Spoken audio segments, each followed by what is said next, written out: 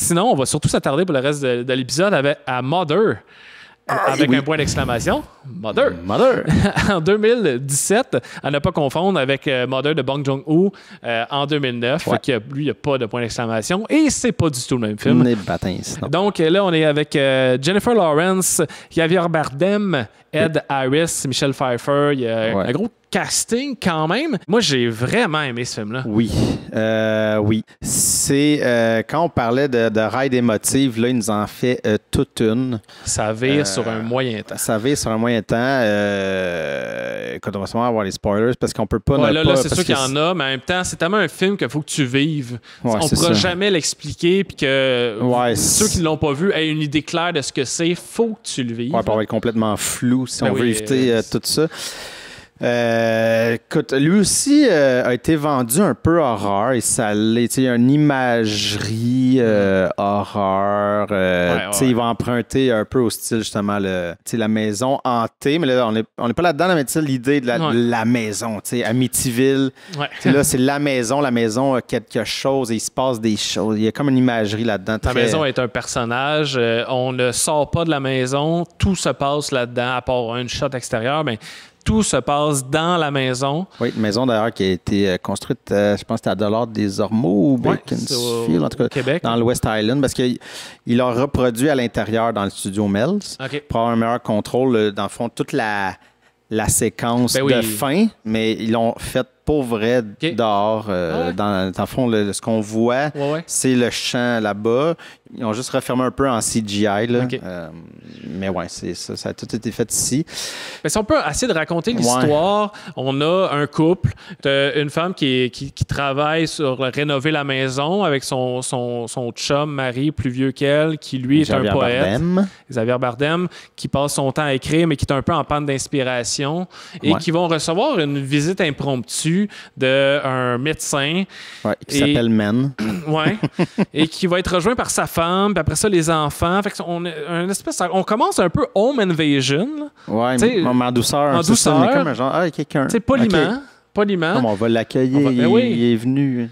Mais c'est comme si, là, on perdait le contrôle carrément. Du moins, on est scotché sur Jennifer Lawrence dans ce film-là. On ne la quitte pas d'un poil. C'est comme Aronofsky disait dans l'entrevue. Il dit c'était très dur sur elle parce que il dit j'ai 3 shots. Sur sa face, en arrière de sa tête ou ce qu'elle voit. Voilà. C'est sensiblement tout le temps ces 3 shots-là. OK, tout le temps là. Fait qu'il dit au montage, ça a été le plus rough parce que c'était comme pas tant d'options souvent pour couper. Fait qu'il fallait vraiment que Jennifer soit tight sur la continuité de son truc. L'émotion. Je saurais pas quoi dire de plus que ça va juste... Il va toujours avoir une espèce d'intrusion de plus en plus et elle qui va tomber enceinte. On est un peu dans un... Mais ça a été fait plein de fois, la comparaison, là, mais le Rosemary's Baby des années 2010. Mais déjà, la pochette. C'est la pochette officielle parce qu'il y en a plusieurs pochettes. C'est la deuxième. Tu parles de le visage de Jennifer Lawrence, qui est carrément Rosemary Baby. Puis c'est un film que l'histoire, c'est la métaphore. Tu sais, c'est pour ça qu'on a un peu de misère. Tu sais, là, on dit le début, puis après ça, il y a comme tout ce qui se passe. Après, qu'on ne pourra pas tout raconter, mais tout ça, c'est le concept. Et puis, tu sais, quand je disais, mettons, avec The Fountain, qui était j'appelle ça le high concept, c'est que tu as un concept, une métaphore. Et je trouve qu'il y a vraiment plus réussi qu'avec The Fountain. Oui, assurément. Et puis, le monde, tu sais, c'est hermétique. Mais c'est pas si hermétique. C'est hyper facile à comprendre. Ah oui, là-dessus. C'est dans la compréhension. Oui, il y a quelque chose de claustrophobique en chien. Là. En chien, mais... Ça peut peut-être faire mal filer des gens. Moi, je me sentais plus bien. C'est tes poings serrés, t'es comme tabarouette. Mais non, comme tu dis, c'est super simple à comprendre. T'es toujours dans la peau de Jennifer Lawrence.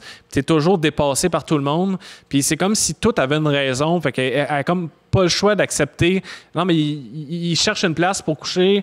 C'est parce qu'il va mourir bientôt. Il y a tout le temps une raison qui fait en sorte qu'il y a du monde dans son intimité puis que ça devient de plus en plus difficile, intrusif. Bien évidemment, c'est ça. Puis il y en a eu dans quelques de ses films, mais là, la présence biblique est encore là. Très présente.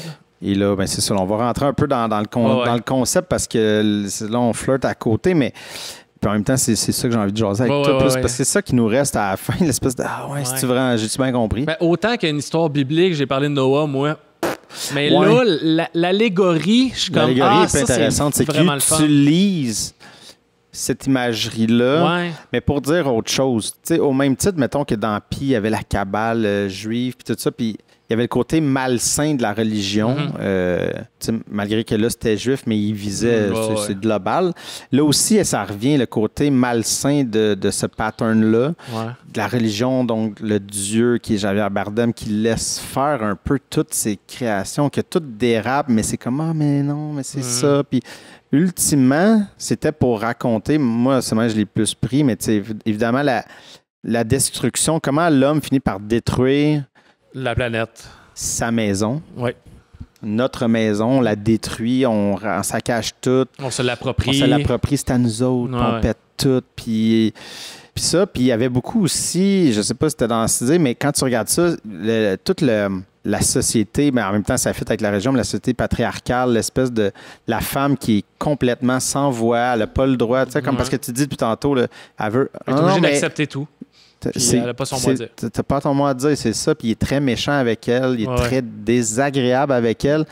Mais c'est ça, c'est la société qui est tout le temps en train de taper sur la mère, puis on est tout le temps en train de s'approprier l'image de la mère, ce qu'elle est. Et fait qu'il y a ces deux couches-là pour moi, en fait, là, que je trouvais brillants. Oui. Puis, tu sais, c'est un film sans musique. Parce que c'est tellement on déjà... Ça paraît pas. Ça paraît pas parce qu'il y a tellement d'affaires, mais le sound design... Au début, ils avaient préparé avec Joan Johansson une trame sonore, puis quand ils ont collé ça, ça marchait pas en tout. Fait qu'ils ont plus gardé les sons, puis ils ont ponctué les affaires. Mais tous les craquements de la maison. Oui, c'est bruyant, puis c'est chargé à des moments, mais t'as des moments de... Tu sais, le calme avant la tempête, vraiment silencieux, où elle sait même pas s'il y a d'autres mondes dans la maison qu'elle-même. Elle tourne un corridor, on sait pas où qu'elle s'en va, on sait pas qu'est-ce qu'elle va découvrir, puis le moindre son est présent, puis il y a quelque chose qui ajoute beaucoup au feeling là, d'inconfort qu'on a. Moi, je trouvais ça super le fun. Puis tu sais, l'image, c'est un film qui est beau, mais qui est pas compliqué au niveau de la cinématographie. Là. On a l'impression qu'on a de l'éclairage naturel qui arrive des fenêtres, on joue avec parce qu'on est dans une maison, c'est ça, fait que là, tu vois fenêtre. Avec ce que t'as. C'est ça. Évidemment, quand ça vire, là, ça n'a plus de bon sens. Tu sais même plus où regarder. T'as tellement d'affaires. Dans le dernier quart du film, c'est fou à quel point... 25 minutes là, que ça dérape. Mais c'est fou comment cette séquence-là, qui est appelée le Fever Dream, par l'équipe technique, là, mais j'ai jamais autant dit « what the fuck » un après l'autre. Puis c'est comme 20-25 minutes. Là. Je n'ai pas le décompte. Là. C'est une montagne russe qui fait juste descendre. C'est tellement bien fait. Puis, tu sais, comme tu dis, ils ont pratiqué les mouvements. Je pense qu'ils ont pratiqué pendant 3 mois là, avant de tourner les premiers plans parce que c'était tellement complexe. Je ne sais pas comment ils ont tout fait ça. Parce que j'ai l'impression, des fois, ça coupe. Il y a des cotes, mais c'est comme un 360. Puis dès que la caméra tourne moindrement, t'as comme soit des manifestants qui arrivent, des terroristes, des... puis ça arrive de partout. Ça arrive de partout, des fenêtres. Ça fait juste comme tourner en rond. Parce que c'est ça, c'est que la maison, ils ont travaillé longtemps. La maison, c'est un octogone ou un hexagone, en fait. C'est un hexagone. Et puis... Sur 3 étages. Sur 3 étages, mais ils sont tous... Tu peux tout le temps passer... Chaque pièce a un accès à deux une entrée-sortie. C'était aussi pour les mouvements de caméra, parce que là, c'est ça, il y a beaucoup de gens qui courent après elle, qui courent après tout, qui se rendent par là. Fait, il fait tout le temps qu'il y ait une entrée, une sortie, puis qu'ils puissent tourner autour du truc, puis revenir. C'est fou, là. Techniquement, je pense qu'il y avait ça aussi. Il y a ce qui se passe qui est extrêmement graphique, des trucs extrêmement violents, intenses. Le bruit, là, ça crie, ça pète, il y a du sang. Mais il y avait aussi, moi, je pense que j'ai eu un vertige de technicien. Une espèce de comment ils ont fait, puis à un moment donné, de juste freaker out, il fallait une maîtrise, puis une assurance de jointer tout ça, parce que ce qu'ils ont filmé, là, a dû être filmé sur je sais pas combien de jours, parce qu'il y a tellement de costumes et d'affaires, de changements de décor. Mais ça file comme si c'était une séquence de 20 minutes, que ça a été fait d'un coup, puis t'es juste comme, mon Dieu, c'est quelque chose de très ambitieux, encore une fois, là, évidemment. Là. On dirait que toute sa carrière à ce moment-là, je vous tiens avec tout mon savoir-faire, de tout montage et tout. Je vous tiens là, puis je vous tiens 20 minutes, vous allez capoter bien. C'est une grosse ride, vraiment le fun, que je conseille à tout le monde. Puis, encore une fois, pas besoin de tout comprendre, fais juste le vivre, ça va être bien en masse. Puis, en même temps, si tu veux l'analyser puis le lire là-dessus, il y a une grosse profondeur qui est le fun aussi. Ouais, qui est le fun, c'est ça.